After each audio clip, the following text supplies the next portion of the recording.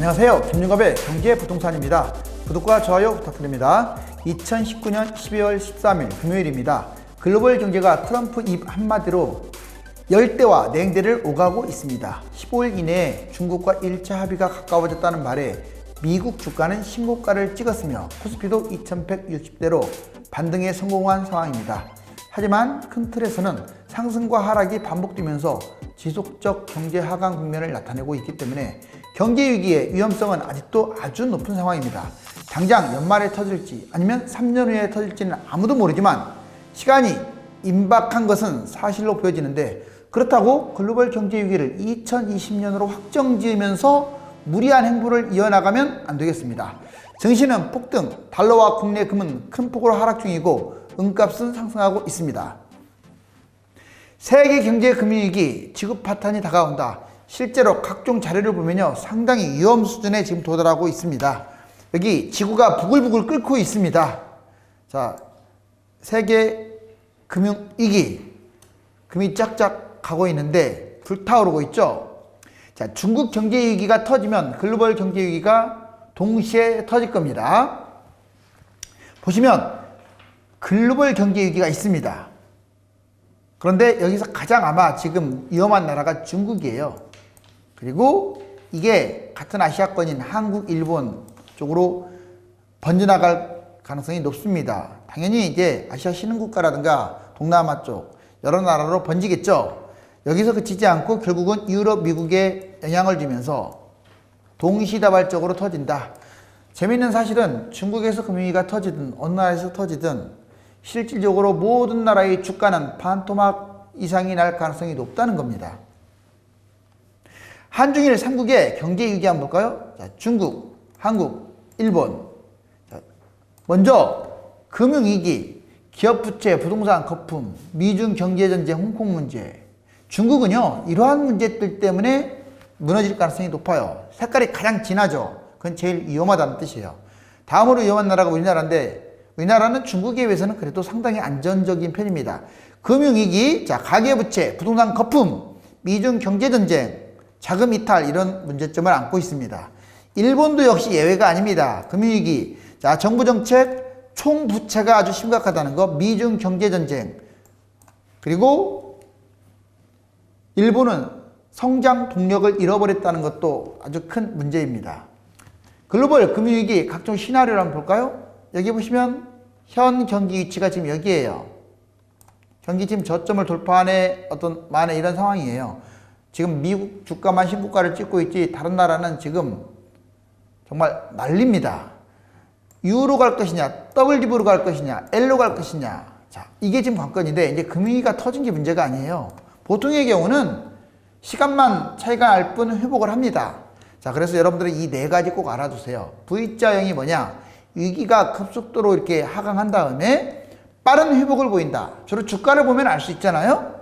가장 안전한 시나리오입니다. 이게 미국 위기처럼 단 4년 만에 완벽하게 회복한 거. 자, U자형은 위기가 완만하게 하강한 거. 느린 회복. 시간이 걸리지만 무난한 시나리오입니다. 1번 V자형과 U자형은 그나마 괜찮아요. 예를 들면 제1차 경제공황. 자, 여기 보시면 W자형. 이건 그렇게 좋지 않습니다. 위기 하강과 상승이 두 번 반복되는 거잖아요. 회복했다 떨어졌다 회복한 거니까 시간이 좀 걸립니다. 그래서 좋지 않다. 아시아의 IMF, 옛날에 우리나라 IMF를 생각하시면 돼요. 1997년. 이게 터진 다음에 회복한 다음에 바로 IT 버블이 생겼죠. 그러면서 또 주가가 반토막 났어요. 이게 WDB입니다. L자형, 최악의 경우가 L자형입니다. 자, 위기가 급속 하강하고 장기적으로 이게 정체하는 경우에요. 회복도 쉽지 않습니다. 일본의 잃어버린 20년, 25년이 딱 여기에 알맞습니다. 지금 글로벌 경제 상황이 워낙 안 좋기 때문에 이제 금융위기가 터지면 이 L자형도 우리가 대비를 해야 합니다. 세계 경제 위기 요인들 볼까요?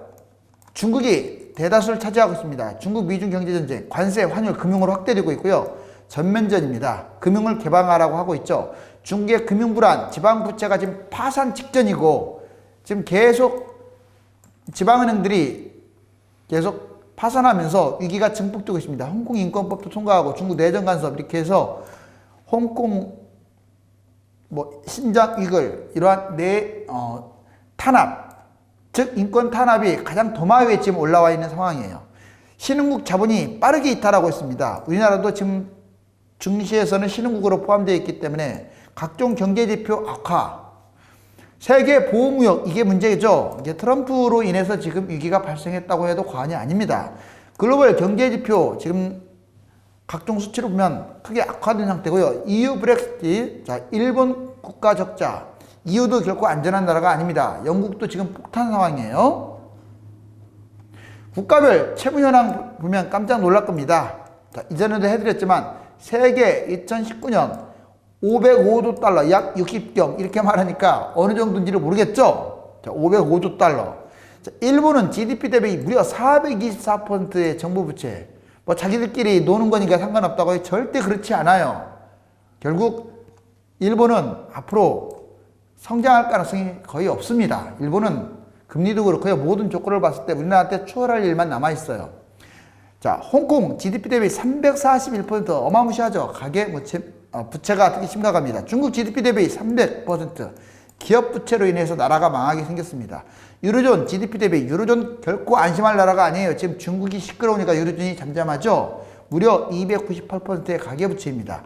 자, 한국도 여러분들 우리나라 부채 별로 없는 것으로 알고 있는데 276%라 심각하고요. 가계부채가 위험하다. 자, 미국 GDP 대비 248%, 부채 거의 비슷하죠. 기타, 터키, 남아프리카, 아르헨티나, 캐나다, 호주, 영국도 만만치가 않습니다. 평상시 과도기 금융위기 이렇게 우리가 3단계로 나눠볼 수가 있어요.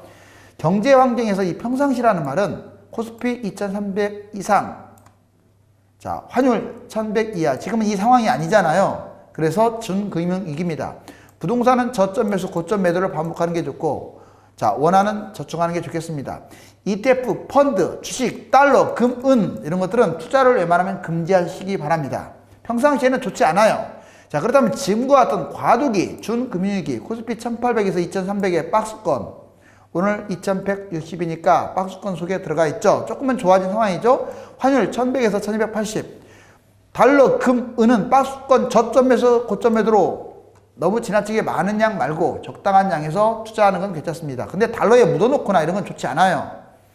과도한 투자 금지, 원화 비중을 높이는 게 좋습니다. 자, 근데 금융위기 때는 완전 달라져요. 코스피가 대충 1799다. 이건 금융위기로 보여집니다. 환율도 1300 이상으로 치고 올라가는데, 하락장 ETF, 이거 ETF 기억하세요. 이게 1번 투자입니다.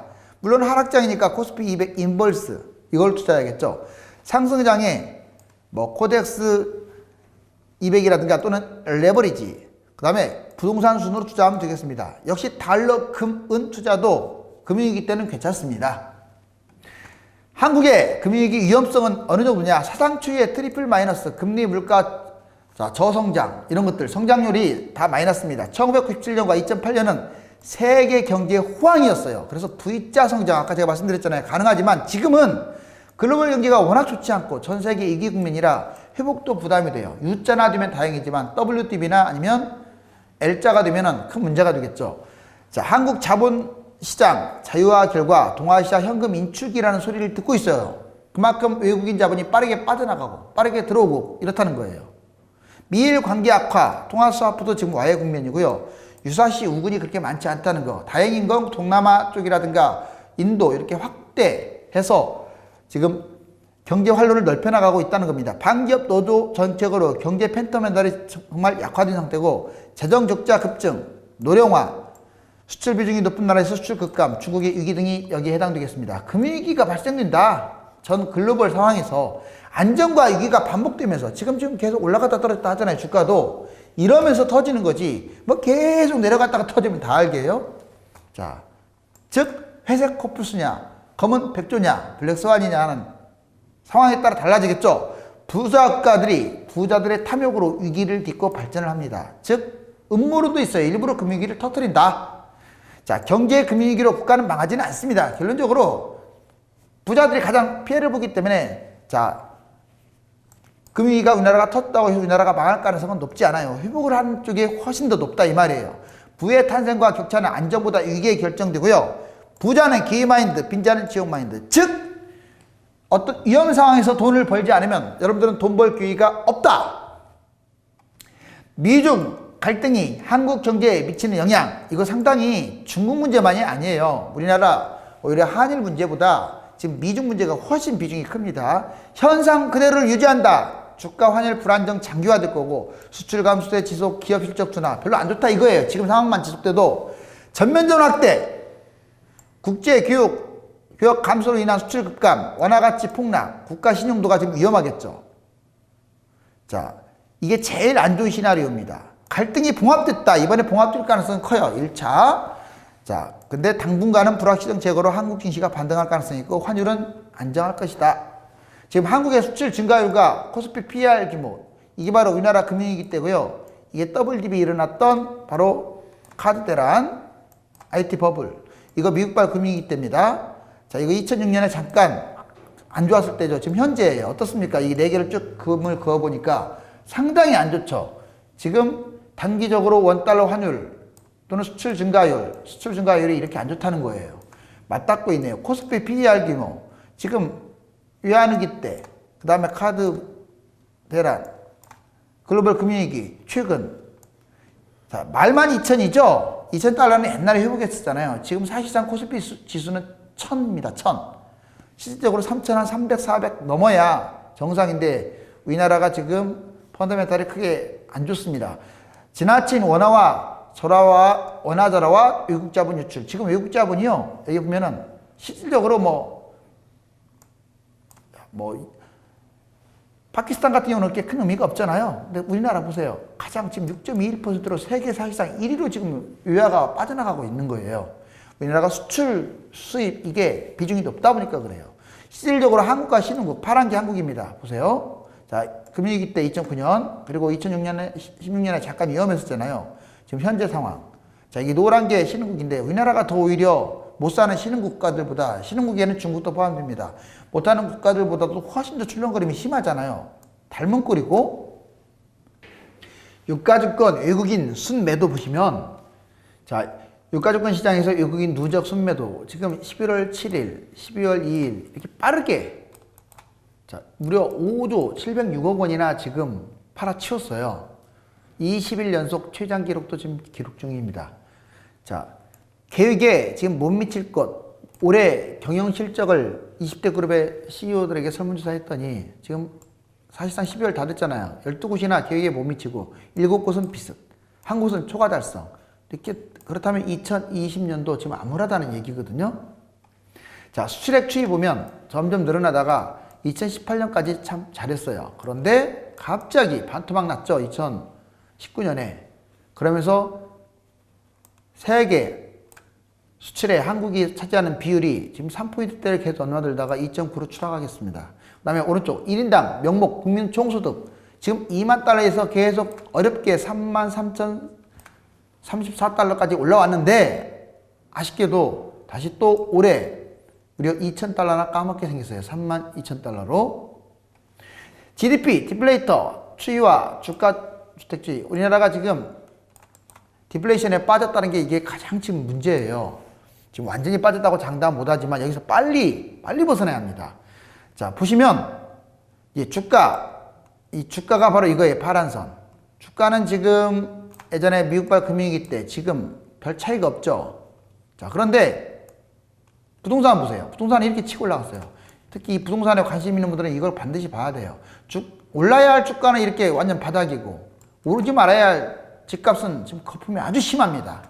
그래서 만약에 외국발 금융위기가 터진다면 증권도 반토막 나겠지만 부동산은 몇 토막이 날지 감이 가지를 않습니다.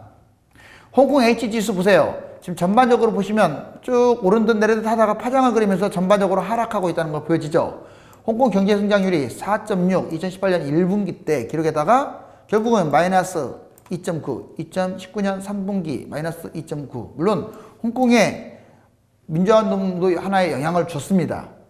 자, 외국은행에 빚을 진 중국. 중국은요, 자기 나라 빚만 많고 또 은행만 부실한 게 아니라 외국 은행에다가도 정말 많은 빚을 지고 있어요. 특히 우리나라한테도 빚을 가지고 있는데 총 대출 각종 이 자료에서 통계 자료에서 그 수치가 나타납니다. 은행별 부실 채권 비율도 주식, 도시, 농촌, 민간, 외자 할 것 없이 모든 산업 재 분야에 고루 나타나고 있다는 거.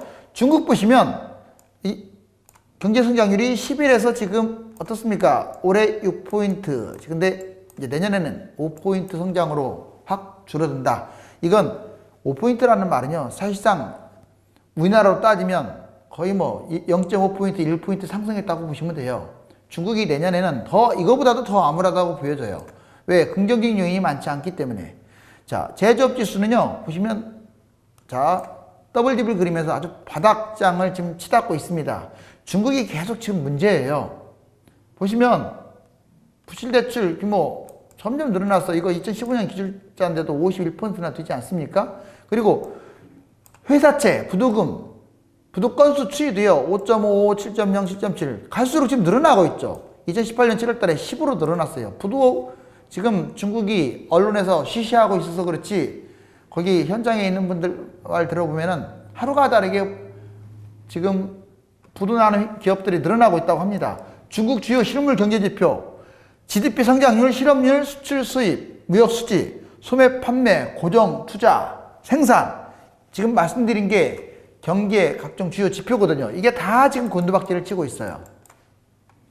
중국 중소은행 금융리스크 평가 등급. 자, 왼쪽 보시면, 오른쪽 보시면 1에서 3등급은 양호하라고 하고요. 4에서 7등급은 주의, 위험하다는 뜻이에요. 8에서 10등급은 고위험입니다. 지금 현재 은행들 개수 이렇고 비중도 보면 어떻습니까? 주의와 고위험이 거의 사실상 91.5%를 차지하고 있죠. 자, 안전한 건 이거밖에 안 되고요. 지금 위태로운 게 이 정도. 아주 위험한 것은 이 정도. 지금 위험한 수준이 이 정도다. 즉 중국이 금융위기가 터진다면 이건 은행권에서 터지는 게 맞아요. 자, 무너지는 일본 경제. 그렇다면 이번에는 일본을 한번 볼까요? 전체 인구가 크게 감소되고 있어요. 2010년에 2,810만 명이었던 게, 자, 1억 2,810만 명. 2018년에는 1억 2,520만 명. 무려 짧은 기간 안에 300만이나 인구가 감소됐습니다. 그리고 고령 인구, 65세 이상 인구는 전체의 약 28%, 약 30% 정도 됩니다. 현재는. 즉 65세 이상이 30%다. 자, 산업의 동력이 떨어지겠죠. 그러니까 각종 전자산업이라든가 이쪽 부분에서 우리나라에게 크게 밀리는 거예요. 지금 제조업이. 생산인구도 15에서 64세까지 생산인구라고 하는데, 자, 학생층도 포함시켰잖아요. 전 인구의 59%밖에 안 돼요. 60%가 붕괴됐습니다. 실질적으로 인구 피라미드 보시면 여기 보세요. 끔찍하지 않습니까? 지금 노인들밖에 없는 노인의 천국이에요. 이렇게 되게 되면 어떤 복지 예산만 늘려야 하는 아주 최악의 상황에 치닫게 되겠죠. 일본 삼중고통, 중국 수출 감소되고 있고요. 앵고로 경쟁 상실하고 있고, 미국 무역 협정으로서 트럼프는 계속 압박을 주고 있다. 이게 오른쪽 보시면 일본 엔화 가치 강세. 자, 이 강세가 수출 시장 경쟁력도 약세를 띠게 하고, 관광객 감소, 금융위기 지수를 증가하는. 당연히 엔화가 비싼데 누가 놀러 가려고 하겠어요, 그 나라로? 자, 한중일 3국의 채무 심각합니다. 다만 성격이 좀 달라요. 자, 가계부채, 부동산 거품, 분기, 자, 집값이 버블이 치솟으면서 한국은 지금 여기 보세요. 가계부채가 치솟고 있고, 중국은 기업부채. 중국이 무너진다면 기업입니다. 금융권 기업. 자, 한중일 정부부채에서 이번에 일본은 정부입니다. 자, 여기 보시면 한국, 일본, 중국, 태국. 지금 제일 빚이 많은 나라가 일본 403%.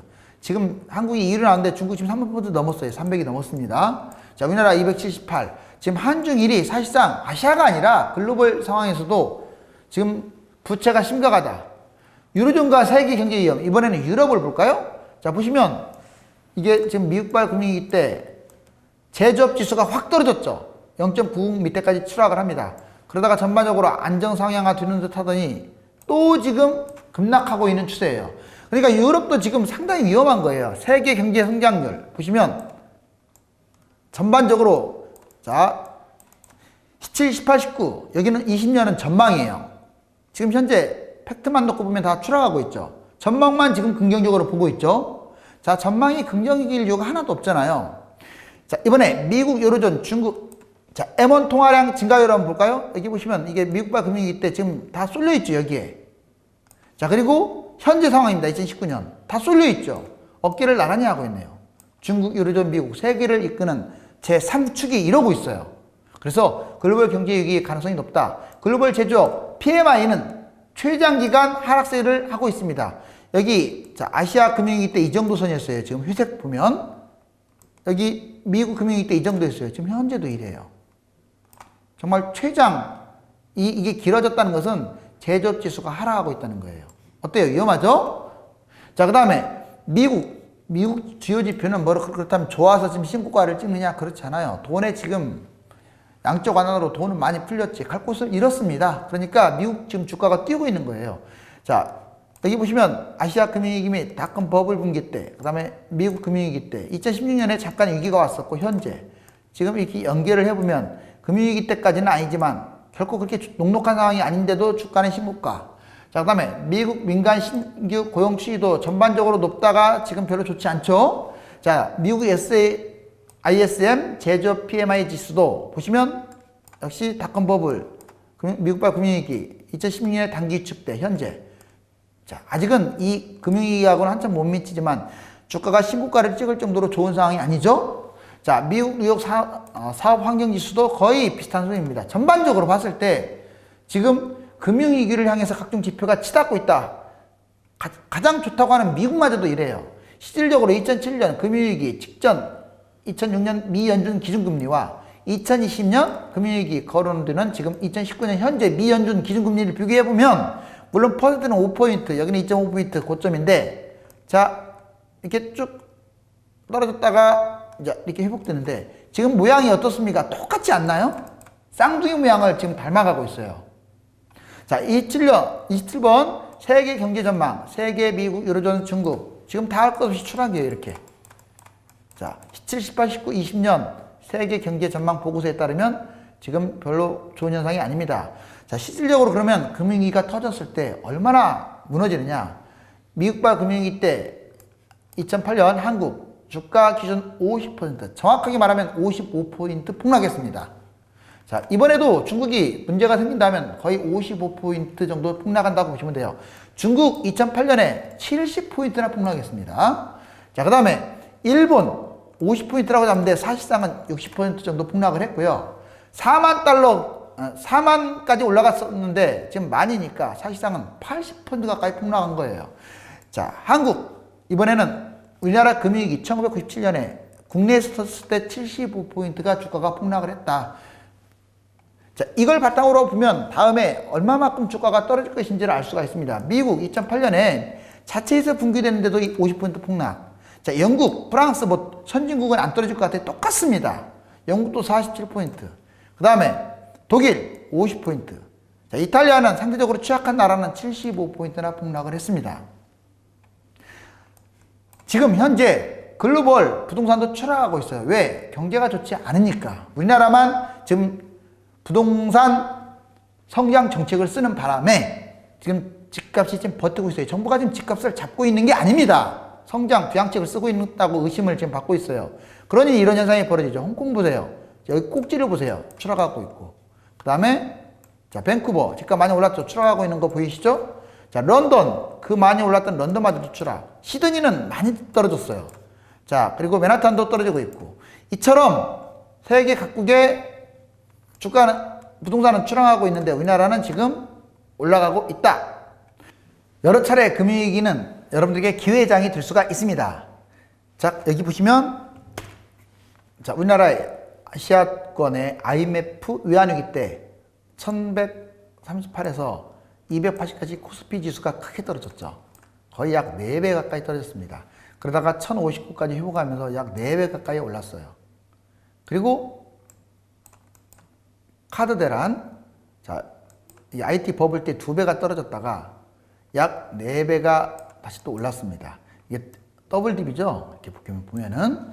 자, 그리고 이번에 미국발 금융위기 때 보시면 이제 2064 이게 2배 가까이 떨어졌고요. 그 다음에 회복도 2배. 그 이상입니다. 각각. 자, 그리고 만약에 이번에 금융위기가 터진다 그러면 대략 우리나라에서 터진다면 약 3배 정도 떨어질 가능성도 커요. 거의 700 수준까지 생각을 하고 있으니까. 근데 중국이나 다른 나라에서 떨어진다 그러면 한 900 정도? 이 정도 보고 있습니다. 자, 그리고 회복하는 것도 마찬가지로 2,000 정도는 회복을 하겠죠. 당장 2,500까지는 좀 힘들지만. 그러니까 제가 왜 이 말씀을 드리냐, 이렇게 떨어지고 올라가고 떨어지고 올라가고 떨어지고 올라가고, 이게 바로 여러분들이 나중에 떨어질 때 먹는 인버스, 올라갈 때 먹는 뭐 코덱스 200이라든가 또는 인버스 곱하기 2 이런 것들에 여러분들이 투자하게 되면 뭐 이 정도 비례해서 먹을 수 있다는 거예요. 그래서 제가 예전에 많이 해드렸던 이 8단계 프로젝트, 이것도 설명은 안 할 테니까 이전에 방송인 자료를 잘 보시기 바랍니다. 여기 보시면 지금 서 있죠. 사람이 정말 이 불이 활활 타오르고 있네요. 자, 이런 모든 위기는 왜 오느냐? 빚 때문에 그래요. 빚. 자, 이 빚이 바로 세계 경제 금융 위기를 지구 파탄으로 만드는 역할을 합니다. 내년 총선까지 정부 대책이 나오지 않는다면 집값은 계속 스물스물 올라갈 것이 확실한데, 그렇다고 해서 이미 많이 오른 부동산을 매수하는 것은 신중해야 합니다. 특히 30대 젊은 부부들이 묻지마식 내 집 마련이 지금 유행처럼 번져 있습니다. 조심해야 하겠습니다. 글로벌 경제가 불확실성이 커지고 있으므로 10년 만에 찾아오는 절호의 기회를 기다리면 되겠습니다. 감사합니다.